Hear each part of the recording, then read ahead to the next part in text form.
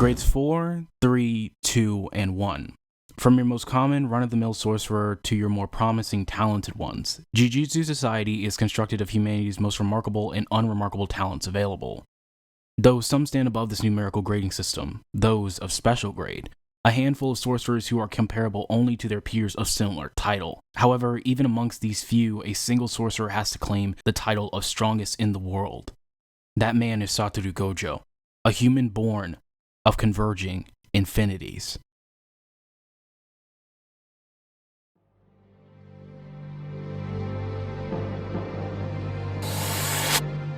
Satoru Gojo's introduction sets him as a character who is rather insensitive yet understanding. His interaction with Yuta Okkotsu shows he's capable of making tasteless comments while caring about others' well-being. He wants Yuta to foster his strength given to him by his curse not only to help himself but also others, though his offer for a better life feels somewhat undercut by not informing his other students of Yuta's gift. Allowing his students to react to Yuta instead of warning them may have been a way for him to gauge what type of reaction Rika might have for people being aggressive towards Yuta given how she's protected him in the past. This would foreshadow Gojo's treatment of throwing his students into the deep end without his help, a testament to his hands-off approach towards fostering one's own individual strength as he wants them to grow at their own pace. He also seems to have an unwavering faith in his students by not helping Yuta or Maki on their mission. With Okkotsu in particular, Gojo sees a potential in him that the higher-ups just don't, and he wants to protect him not only because of that, but to give him an actual life. Yet he contradicts this sentiment by having him participate in life or death fights with supernatural beings. If Gojo was genuinely interested in Yuta enjoying his younger years, then he would have had him break his curse with Rika as soon as possible without subjecting him to such perilous situations. His questionable behavior is further highlighted when he tells Yuta they will be disposed of if Rika runs rampant again, despite saying if push comes to shove, he will take Yuta's side. Gojo is trying to push Yuta to control his curse as much as possible so he can grow into a competent sorcerer. He wants all of his students to do that. So it's strange when he sends Inumaki and Panda to hold off Geto instead of anyone else.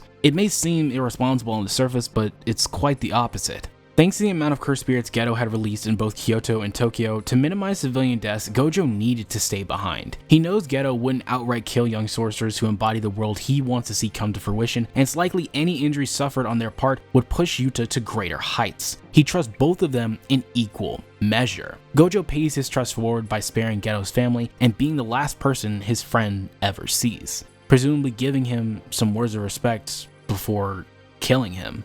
After a year passes, Gojo finds himself in the same situation as before with Yuji Itadori, the complete opposite of Yuta, allowing his more casual side in light of current circumstances to shine through. Taking another unfortunate child under his wing, he goes through the same process he did with Yuta, except when he hears of the higher-ups' interference, he makes note that he should kill them instead of making sure he didn't turn out like them. Satoru's statement is a sign of his maturity and evidence of him taking his station as the strongest to heart, something his curse technique, the Limitless, communicates. Broken up into 3 parts, Gojo's technique encapsulates his character perfectly. His neutral Limitless exemplifies his untouchable status towards those weaker than him, red is that power gap made manifest, and blue serves as irony for how he can physically close the gap but not mentally or emotionally. Combining red and blue, he creates his hollow technique, purple. Purple represents how unstoppable Gojo is, a man who stands above any and everyone, yet his essence is found in unlimited void. A domain expansion that gives the targeted party all of the information in the universe all at once, but renders them in a somewhat comatose or vegetable-like state. An ironic ability given Gojo's title, and one he lives up to in all of these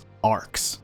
The Cursed Child was made to introduce what kind of a person Satoru Gojo was, while the arcs following were made to highlight his power that was not seen in Volume 0. Because what came next in this story in relation to Gojo's character would recontextualize all that was seen in them.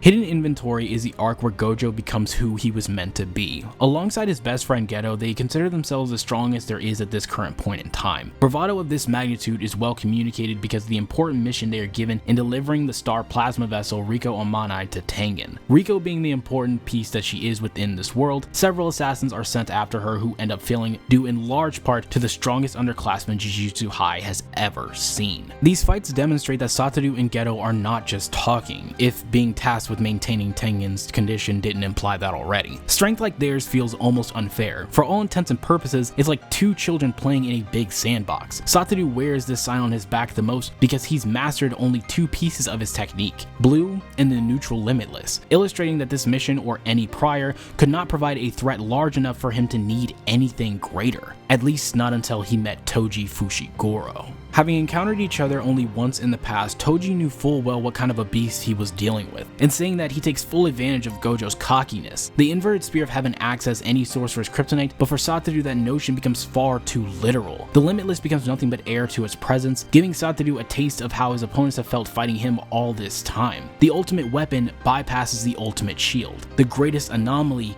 fell the greatest prodigy. Toji is a man who wants his presence to be felt, to tear down the pinnacle of the world and spit on the family that treated him like trash. Satoru is a man whose birth changed the world and welcomed him with open arms, becoming Jujutsu Society's magnum opus and his family's golden child. One believed he'd thrown away a need to prove himself, and the other inherently had no need to.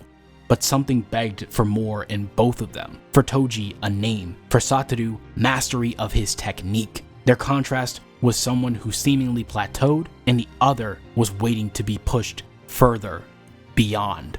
Toji did not serve as Gojo's launchpad into his role as the strongest. It all came down to who wanted it more, who was willing to embrace a selfish truth, to step beyond an imaginary barrier. In his rebirth, Satoru would not be the only one to shed his skin, as Geto would become something new as well. This is where Riko Amanai becomes a crucial part of Satoru Gojo's story. Amanai is the central character of this arc. Gojo and Geto's involvement, Toji's appearance, and Tengen's condition all revolve around her, but it's her age that connects everything together. She is young, spry, and a bit moody, just like the two boys. They all know their importance and what they have to do, so much so that their lives are altered by the same man. Riko is Gojo and Geto's bridge into maturity, because she wants to go back to a normal life despite her inevitable fate. The same thing Satoru and Suguru could never return to no matter how much they wanted it. Crossing this point of no return becomes a breaking point in these two characters' relationship, with their philosophies completely switching. Geto loses all faith in protecting normal humans, and Gojo understands the worth of saving the weak. Each becomes who they were meant to be, reaching a jaded extreme of the other's philosophy. Geto has a complete disregard for non-sorcerers. Gojo is willing to protect the weak, but also sacrifice them. In exchange, he would do his best to kill the source of those sacrifices. Interestingly, the anime communicates this relationship's bitter ending through a seemingly innocuous scene.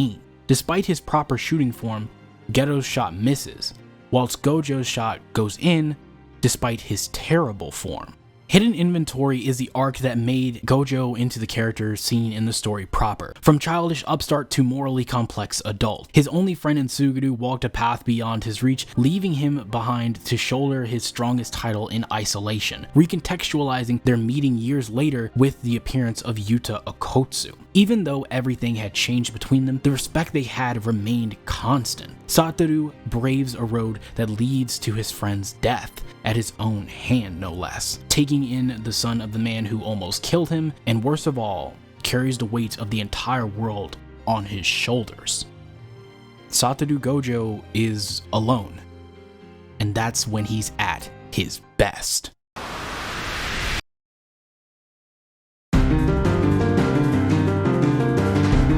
The Shibuya incident is filled to the brim with challenges for every character to overcome, and Gojo is no different. Having been shown to take on disaster curses with no difficulty, here he has to face them at their most creative. Taking up the aid of a curse user, their plan to place Satoru in a morally compromising situation is enacted. Since his introduction, people's lives have mattered to Gojo. Yuta, Yuji, Megumi, and so on and so forth. While hands-off in his approach to training them, it was his way of protecting them, giving them opportunities to stand on their own feet, to hold firm for whatever may come. He's always had to make such a compromise because of their potential and his inability to be everywhere all at once. Against these curses, he can't value any one life individually or protect everyone. He's completely unable.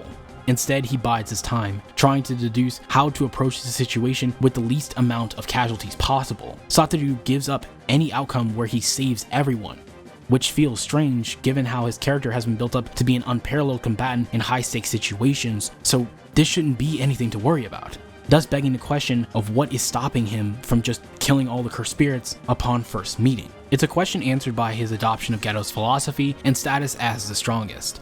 a recipe for absolute domination in singular combat, but an absolute restriction when surrounding people are involved. Gojo knew there had to be a reason for the cursed spirit's actions, a suspicion that grew when Jogo and Hanami revealed domain amplification. In his mind, he knew people would be killed. The amount he would allow did have a limit though, the key to understanding why he holds back so much. Collateral damage was too significant and far too much for Gojo to bear. He couldn't bear killing innocents. With death floating all around him, something had to give. Constantly thinking, managing, considering. Using domain expansion in such a way is a testament to how confident Gojo was coming into this fight against these cursed spirits. He thought it would be an easy in and out job, that nothing would stop his inevitable victory. His desperate gamble caused a lapse in judgment when he kills every transfigured human in that 4 minutes and 59 seconds because all of the targets he swore to exercise were completely unharmed. Jogo, Choso, Mahito still remained. Killing all the transfigured humans makes no sense. They started all of this carnage and on average were more than likely to kill a demonstrably larger amount of people. Situation, suspicion, morals, and pride. 4 elements created a compound perfect for Kenjaku to gain his desired product. Using his own ability against him, Satoru is trapped with years of information, freezing him in place. An ironic place for him considering his domain being capable of the same overflow of information. The Six Eyes went from his greatest strength to his biggest weakness, resulting in his ceiling via the prison realm. What's funny is even then Gojo has faith that everyone in Shibuya can still win. His confidence in them speaks to how poorly he assessed the situation at hand, but more so how strong everyone else was. As stated by Nanami, if Gojo is truly sealed, it is all over for every human in Japan.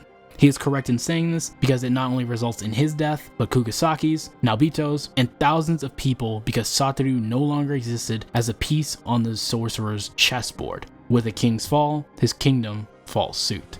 Satoru Gojo has never struggled more than in Shibuya. Granted, Toji did pose an ample challenge for him to overcome. It freed him from any sense of duty or emotion, save his own happiness. Shibuya locked him into a small pool of choices. He had to find a way to expand. Ultimately, any plan he could have come up with was bound to fail because Kenjaku knew too much about him and how to exploit his weak points, resulting in his ceiling and Japan's inevitable breakdown into a no man's land.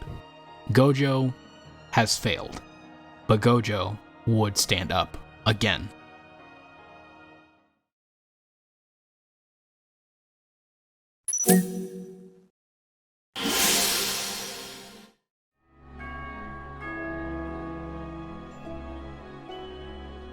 Returning to us all in the 11th hour, Satoru Gojo confronts Kenjaku and Sukuna, setting a date for their final battle. In the lead up to this, he kills the higher-ups and forgives Gakuganji for murdering Principal Yaga. Gojo blames himself for these events. It's because of him that Japan fell into ruin, which makes the scene with him teaming up with Ichiji, Utahime, and Gakuganji that much more influential. Before, he disrespected them on different occasions, now he relies on them. It's a mark of his growth and how serious he was in taking on his fated battle against Sukuna. The strongest of modern day versus history's strongest. What this fight means to Gojo is freedom. Freedom to fight at his max power. He's been a dominant force in this story. His domain unrivaled. Domain amplification, useless. Any natural counter has never worked until Sukuna changed that. His divine domain, usage of domain amplification, and 10 shadows place Gojo in a position where he has to reinvent himself, shrinking and flipping his domain, cloning himself, and landing multiple black flashes. Everything in his arsenal had to be used with maximum efficiency if he wanted to win. He and Sukuna went back and forth. Cliffhanger after cliffhanger after cliffhanger. It wasn't enough. Gojo has only ever known victory. Any and every challenge he's overcome. He was the tallest in the room, but Sukuna was the ceiling.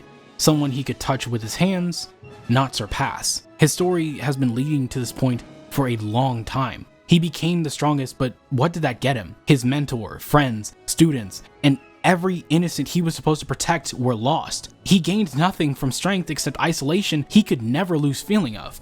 Losing is the greatest thing that has ever happened to Gojo because it finally returned him to the happiest time in his life, before he was ever the strongest, when he stood amongst friends and allies with a choice to go north or south.